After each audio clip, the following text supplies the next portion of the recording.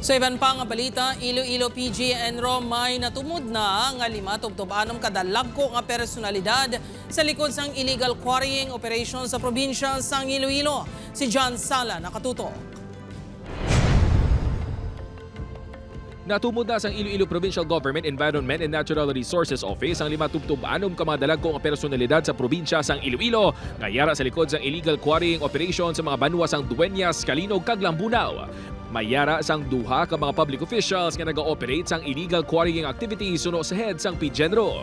Complicated kaya there are documents nga pwede madula kung magsala kami mo. Pwede pa kung maging defensive nipid sila. So that's why we're treading carefully. We don't want to name names anay kay pangod sa kadlako nila ng mga personalidad. Pwede sila ka-respact. Dugang pa ni Atty. Buico sang natukiban ang ilang mga illegal nga operasyon, nag-untat sila sa pag-operate kag may mga nabilin pa nga mga equipment sa lugar. Everybody who is involved will be held accountable. Ang marching orders ni Governor is to eliminate it, and basta may basis ka, may legal basis ka, go.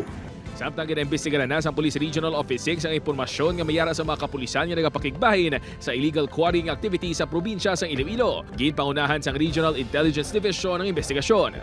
Always remember that public office is a public trust. Goodbye sa karir niyo. Goodbye kayo sa pagtatrabaho niyo. Goodbye ang kinabukasan niyo. Sunod sa spokesperson sang Iloilo Provincial Police Office, wala pa sila sa may mga namonitor nga kapulisan sa probinsya sang Iloilo nga nagapakigbahin sa illegal quarrying. We take it seriously, no? It's because it is expected sa aton nga mga kapulisan nga ginaobra nila ang ilang mandato, which is yung mandate na yung nasa legal, no? Kung sa diin dapat hindi sila involved sa any illegal activity, hindi sila protector. Upo kay Hasi Sherto, John Sala. 1 Western Visayas.